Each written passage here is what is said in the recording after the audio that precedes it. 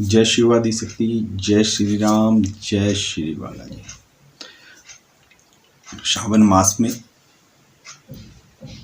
आप अपने घरों में अपने बच्चों को रामचरितमानस का पाठ कराएं।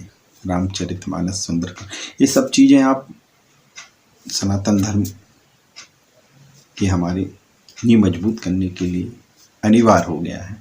अब हमें अपने सनातन धर्म के लिए समर्पित भावना से कार्य करते हुए रामचरितमानस, हनुमान चालीसा और भी आध्यात्मिक जो हमारे भगवद गीता, इन सब का ज्ञान बच्चों तक पहुंचना चाहिए। अगर आप बिजनेस क्लास हैं तो आपको संडे में टाइम मिलता है। और सावन मास ऐसा पवित्र माह है कि इन माहों में आप अपने ईश्वर शिव भगवान के साथ साथ अपने इष्ट को भी अच्छी तरीके से प्रसन्न कर सकते हैं। तो हनुमान चालीसा, रामचरितमानस का पाठ करें और हो सके तो बच्चों को जितना आध्यात्मिक ज्ञान की प्राप्ति आप करा सकते हैं तो ये करें। वो अपना एजुकेशन भी करेंगे, आगे भी बढ़ेंगे और आने वाली पीढ़ियों उनको पता होगा कि आध्यात्मिक ज्ञान, अपने आध्यात्मिक ऊर्जा किस तरीके से कार्य करती है, हमारे धर्म के बारे में भी जानकारियाँ होंगी। क्योंकि क्या होता जा रहा है कि हम लोग कार्य धीमी गति से करते हैं। हमें अपने हर छोटे बड़े बच्चों सबको आध्यात्मिक ज्ञान की जानकारी होनी चाहिए। हमारे भगवद गीता का ज्ञान होना चाहिए, हमारे रामचरितमानस और संपूर्ण ज्ञान प्राप्ति का अधिकार है आप लोगों के लिए। लेकिन क्या होता है कि हम लोग सोचते हैं कि चलो अब करेंगे, हमारी ज़िंदगी बीत जाती है। कई बार ऐसा होता है ज़िंदगी बीत जाती है, कभी एक रामचरितमानस नहीं पढ़ा, कभी भगवद गीता नहीं पढ़ी, शिव पुराण जो पुराण है उनका को नहीं पढ़ा। तो संसार में किस लिए आए हैं आप? भोगने, परेशानियों से निकलना भी है आपको। तो फिर भोगते हैं तो फिर ईश्वर को याद करते हैं, वो सुख भोगते हैं तो नास्तिक बन जाते हैं। ऐसा नहीं होना चाहिए। सनातन धर्म की संस्कृति को हमें सभी मिलके आगे ले जाना चाहिए और इस कार्य को सब मिलके पूर्ण कर सकते हैं।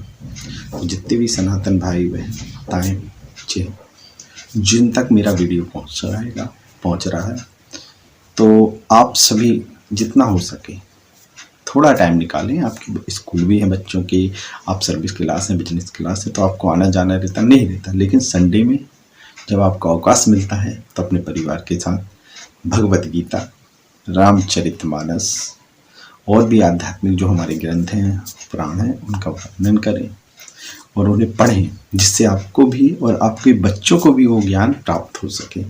क्योंकि हम छोटी छोटी बातों को इग्नोर करते हैं। आप देख रहे हैं परिस्थितियां कैसे बदलती जा रही हैं। महापरिवर्तन होने वाला है, परेशानियां भी आ रही हैं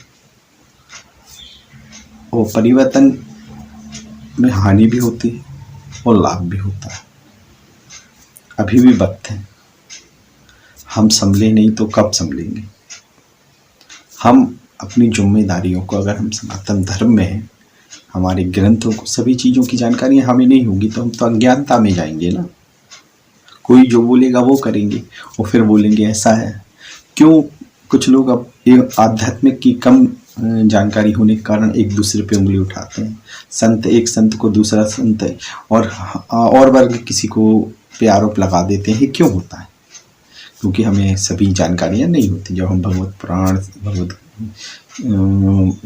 पुराण, गीता और अपने उपनिषद और भी जो हमारे ग्रंथ रामचरितमानस, जब हमारे ये सभी ग्रंथ हम पढ़ते हैं, हमें सभी चीज़ों का ज्ञान होता है, तो फिर वहाँ अज्ञानता के लिए कोई जगह नहीं होती है।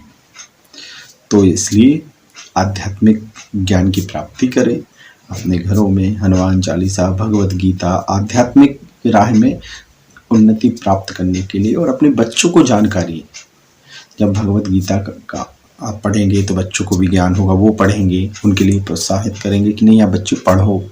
संडे में सबको बताएंगे। संडे में अगर अवकाश के दिन बीच में भी छुट्टी अगर रोज भी मिलता है तो आप थोड़ा थोड़ा जानकारियाँ बच्चों को देंगे और खुद पढ़ेंगे, तो उससे आपको ईश्वर की भी प्राप्त होगी, सुख संपदा, और इस दुनिया से जाने के बाद भी आप प्रभु के चरण में जगह प्राप्त कर लेंगे।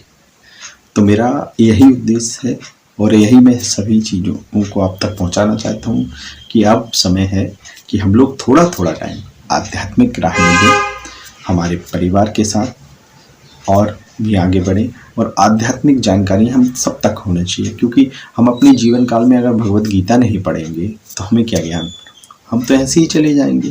अगर रामचरितमानस और भी ग्रंथ हैं जो उनका भी अध्ययन करें तो इससे क्या होगा, आध्यात्मिक ऊर्जा में बढ़ोतरी होगी।